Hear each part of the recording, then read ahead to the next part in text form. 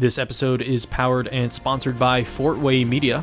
Whether it's a special event, your wedding day, or maybe a small business looking to make an advertisement or commercial, Fort Way Media is the obvious choice. They turn everyday life into a cinematic experience.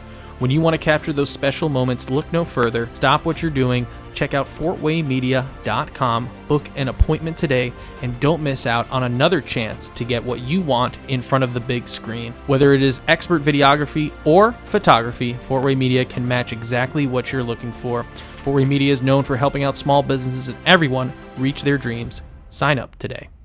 This week's episode is brought to you in part by Wider Shades. Have you ever thought your curtains didn't block enough light or give enough privacy? Well, now there's curtains for your curtains. As many layers to your curtains with even more curtains. Find out at widershades.com. Use the promo code THICK. That's right, it's THICCC to save 10% on your next 5 curtains for your curtains. Sound, speeding, camera, rolling. Scene 55. Take 303, mark.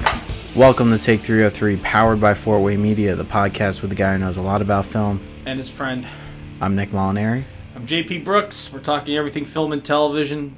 And today we have the displeasure of talking about Madam Web.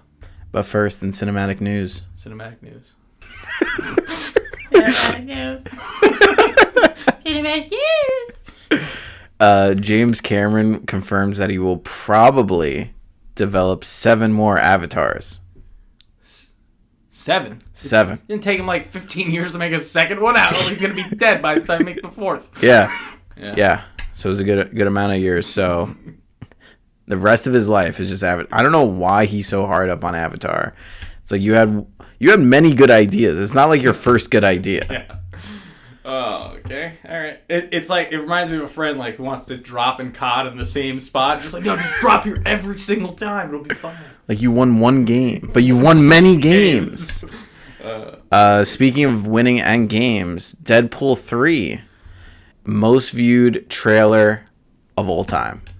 Oh, I haven't viewed it. Yeah, within 24 hours. You never seen it? You didn't see it? I saw the teaser for it during the Super Bowl. But Yeah, that's the teaser we're talking about.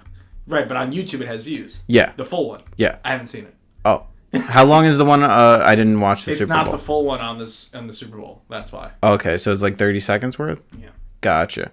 Well, the full version, it broke the record. I think the record holder before that was No Way Home. The No Way. Oh, that was a trailer. Yeah, but man, don't talk about trailers. Like, we just watched the Madam Web trailer and how good it was.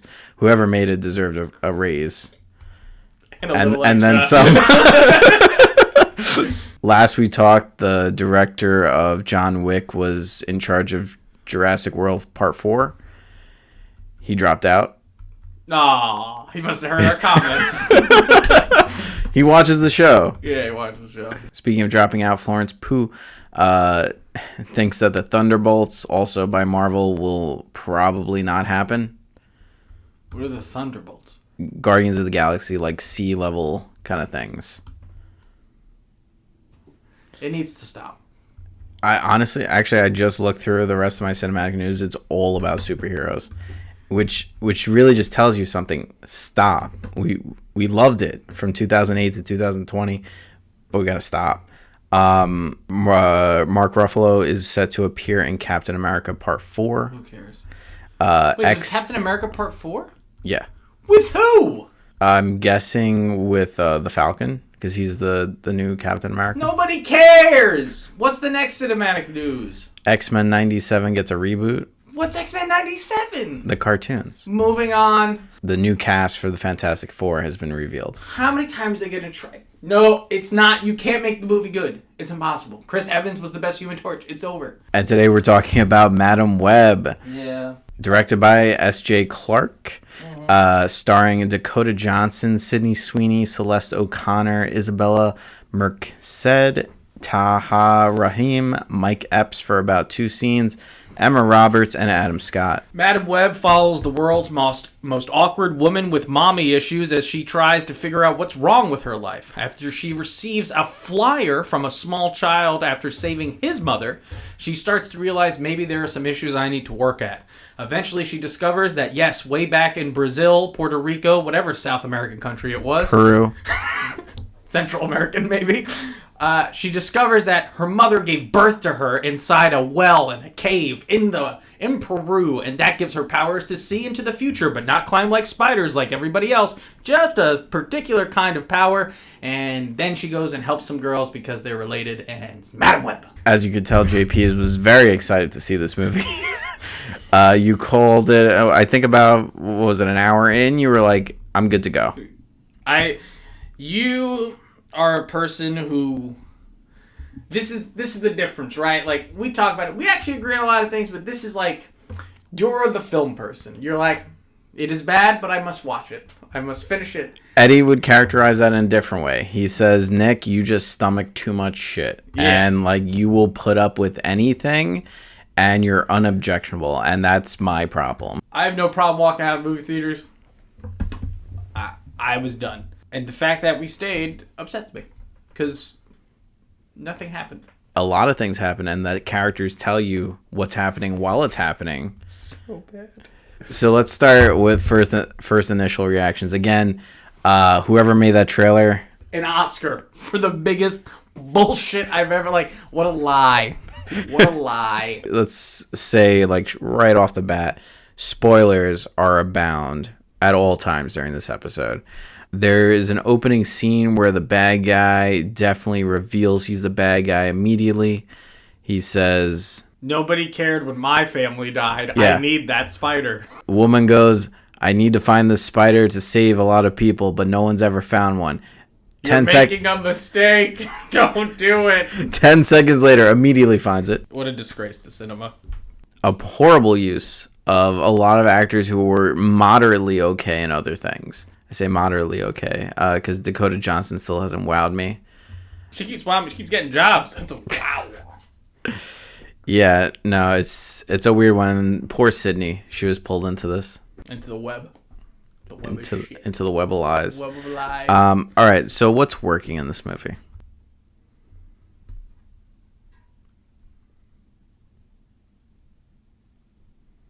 This is a movie made by people who have never seen a movie before.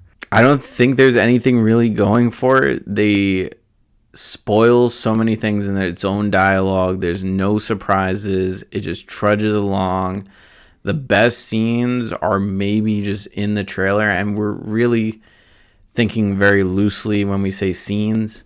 I'm letting you talk because I don't have anything to say. Like You're like Mike Epps in this episode. They're just for like a little bit, and then that's it. Like, how do you get that high of billing? Teaching them how to do CPR might be one of the funniest scenes of all time. Hysterical. But it's not that. What is the best scene? Like, objectively. I mean, objectively, the best scene is not that. The baby shower is for me the best scene. But that's for the wrong. That's because it's so. I know. It's so bad. There's a baby shower where the main character just goes on a tangent about how women die during childbirth, and it's not something to be worried about. But then just still carries on with that statement. It felt like an SNL skit. In terms of best scenes, I would guess the scenes where, Ezekiel is trying to attack the girls. But the problem is they're so cut up. They're so chopped up, like all over the place. And they never really feel like an action scene. Mostly because our character really doesn't fight back until the very end. And even then, it's not really fighting. So it's really hard to make this, stand out. She just needs to do it cooler. It needs to be cooler, right? If you're going to be able to see the future and stuff, like, she just spends way too much time just like, I can see the future. She says that multiple times, like, you haven't figured it out yet. Like, it just shot, I can see the future. Wait, I know I can see the future. Girl, you just watched your friend get destroyed by a fire truck. Maybe you can figure it out now. Gosh, I'm so mad at this movie. What is the best scene? No, we gotta figure it out. What's the one scene that doesn't make you upset and makes you feel like that needed to happen? You know what was cool? When she finally, decides to use her powers. First, why does she keep leaving the girls by themselves? Why can't they go with her? Why? And how do they know that they're being, you know what I mean? There's no way that they know that guy can track them via anything. Yeah. She's just hiding the forest. So She like first Also, one- it's 2003. How'd Yeah. she get to Peru that fast and back? And back. Ladies, stay here. I'm going to go somewhere else. Ladies, I'm going to Peru. I'll be right back. Ladies, I'm going back to my apartment. Stay right there. It's just constantly just... And they all have abandonment issues, and that's all she does, constantly leave them. Here's the best scene of the movie, though. The best scene is when I feel like she finally puts her powers together, and she tells the girls to duck. They're running at a brick wall, and she tells them to duck, and they didn't spoil it for us. That's what I'm annoyed, is they show her using the power a bunch of times, and her not figuring it out. Like, remember the bird thing? Where Yeah. she finally tests her powers, and she goes... That's what I'm saying. It takes her until the ending to really come into her own. Yeah, but then her friend dies in the next scene. Yeah. Ugh, so dumb. How about I get you started? What wasn't working in this movie? And you can go by direct dialogue lines, by all means. Nobody asked me if I was okay when my family died. I need to take that spider. You're doing the wrong thing. Stop it. My dad got deported, and I'm gonna... I forgot about that. And they're like, "You're alone?" Like, yeah, did you not just listen? Well, let me explain what deported me. You guys are bad. Stop it. I need to think right now. You're all selfish. You're gonna die right now, but your daughter, she'll be back, and she'll ask questions. Then, like, an hour and a half later, when she actually comes back to Peru, he's like, "I knew you would be back, and I knew you had questions." Mom, you do love me. That's why you're doing this right now. You love me. I think that might be verbatim. Also, the scene when she's reading a book for like 5 minutes. Oh my gosh, the reading the book in the apartment thing. I don't know. And I get that we're in the world of Spider-Man, and like it's cool, it's fun, right? And you want to set things up. It's 2003. We're trying to make things, fit into the universe. But then, like, in the first scene that we meet Adam Scott's character, and she calls him Ben Parker, I'm like, Yeah. I could have used that at the end. Like, it just... So that's what it feels like. Madam Web has, like, all the dots and just connected them in the wrong way. Yeah. Especially a movie about, like, seeing the future, being one step ahead. Like, you need to be one step ahead of the audience and really catch them with some curveballs. They don't do that. Besides them, like, stating all the facts, I'm really annoyed with the Spider-Man villain that we have. Because they talk about the sixth sense. They make such a big deal about seeing the future, having the Spidey sense, and this guy doesn't have it. He never has it. And it's frustrating to watch it, knowing the capabilities of Spider-Man. Like, he should dodge a lot of the stuff. I don't know. Maybe you could say, well, it cancels out, but then, like, we know Spider-Man in the future. Like, if any Spider person comes near him, they sense each other. So that, I think, if you're a big Spider-Man fan, a lot of this stuff just annoyed me. I mean, I just know it from the cartoon, so I don't have an extensive knowledge of the universe and all that stuff. But what I'm seeing here is a character that is somewhat overpowered. And, you brought up the idea that, like, if you know the future, or if your character knows the future, you have to be a step ahead with the script. So in a lot of senses, like with like Superman or Flash or Madam Web in this case, it's kind of hard to write this character because you have to have a villain that is up to par with them. And I don't think that's the case here. And we have a lot of throwaway characters in a sense where the three girls who are supposed to be superheroes in their own rights only become damsels in distress. And they don't get a chance to actually feel like characters that we can care about. And it is an origin. They are trying to set it up, but this is like one of the worst prologue prequels, whatever you want to call it. It's like I'm getting upset because I'm just like, I wasted so much time in that theater.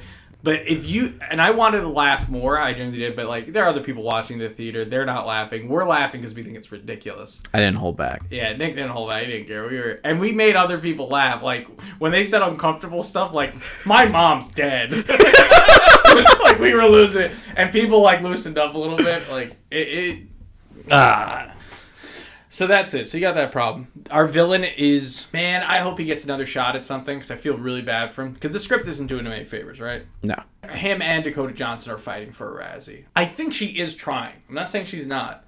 But she's definitely not doing a great job. Like, she's not acting well. Well, if we consider the lines here, I don't think anybody is going to give them, like, the best shot at it. Like, because we've seen this many a time from a casting perspective where we've casted actors who we've looked at their reels and we're just like, they're not given the right material. So if no matter how good the actor, if you give them a bad script, it's not going to come out well. That's why script is so important. Just what he was going for with any dialogue, it would have been ridiculous. The tone, the voice he's doing. I mean, every time you did a impression, it sounded like Princess Bride. Yeah. Like, what's crazy too is that like, if you read a comic book, the dialogue isn't spectacular. It's very like childish sometimes, or like not great. But this is a movie. You can't. Like, yeah. You gotta have better dialogue. You have to show, don't tell, and they told what they were showing, like as they were doing it. So like, why? Yeah. Why bother? Best performance, I mean, what's that guy's name? Adam Scott. Adam Scott, I would say, is okay in this movie. He doesn't have a lot. What he does, he is passable. The one girl is doing a really good job, the black girl. She's probably doing the best job in the whole, out of the three girls that they rescue. I feel like she's trying to, she made people genuinely laugh. She knows her character. She's doing it right. All right, let's play a quick game here. It's a numbers game. Okay. All right. Guess how many writers Madam Web has? 6? 4. So I think it's such a mess. I thought like too many hands are like 15, because some of the scenes don't even feel like they were written by the same people. When it comes to writing, I think the strongest scripts are 1, 2 max. And like when you get to like the 4 to sometimes 6, that's when things get messy. The only time that I've seen it work is probably like Scary Movie, like the original, had like 6 writers on it. But it makes sense because it's so funny because there's so many different comedians behind it. Yeah, I think it all depends. Like comedy is different because like even I reference South Park a lot because it's one of my favorite shows and I find it interesting how they make it. The South Park writing room has like 6 people in it. I guess like I don't have as much knowledge about like writing with other people, so I couldn't even gauge it. But I understand like if you have a story and you know it in and out, to get somebody else, like you tell them what you want their thoughts on. You don't bring them in on everything. To know that there's 4 writers on it, it feels like there's too many cooks in the kitchen. And maybe that was the problem. Yeah.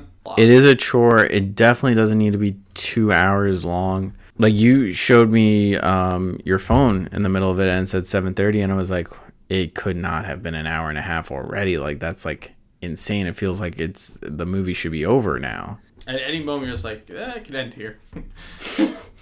We should end it here. I just like, if we, after this month, like I would never go to the movies with you again. Oh, if this is how it started? This is how it goes, you know? Like, it gets better. It's like I would just stop, like, I'd talk to you on COD maybe, like an email or two, a text, but I would never go to the fucking movies with you. And then the thing, yeah, we didn't go together last week and it was a good movie. So maybe like yeah. No, I think especially with Dune 2 on the coming, I have faith. It's just been a bad 2 months. You talk about Dune 2 like Christians talk about the second coming of Jesus Christ. It's coming. He is almost here. It's coming. Bring it. Let's end it. Final thoughts and ratings? Yeah. You can go first. It is the very base idea of a movie. It's a lot of ideas that are overcooked and undercooked at the same time. A lot of dialogue that really does not count as dialogue. The fact that 4 people wrote it and it still sounds like this is ridiculous. I think it doesn't give any of the actors an ability to do anything. I think it really needs like a ground up rewrite because the origin story just doesn't work. There's just too many things going on. It's like similar to Batman vs Superman. There's too many characters. You have to focus on one. You can't introduce all these characters at the same time and still call it an origin story. There are some ideas that are really interesting, but none of them are executed really well. I think the villain is just not a great villain. There's no stakes. The motivations aren't as clear or as important as they should be. And it all culminates to an ending that we really don't care about. There's no surprises in a movie where you can see the main character can see the future, ironically. It is a chore to sit through. It did not entertain except for when it was really funny, but it wasn't a comedy. And for that, I can only give it a 1 out of 5. The funniest, at one point, when she finally accepts who she is and can now see the future about everything, she is in a chair. Now, this is what confuses me. Madam Web is seen then floating. So clearly she can walk.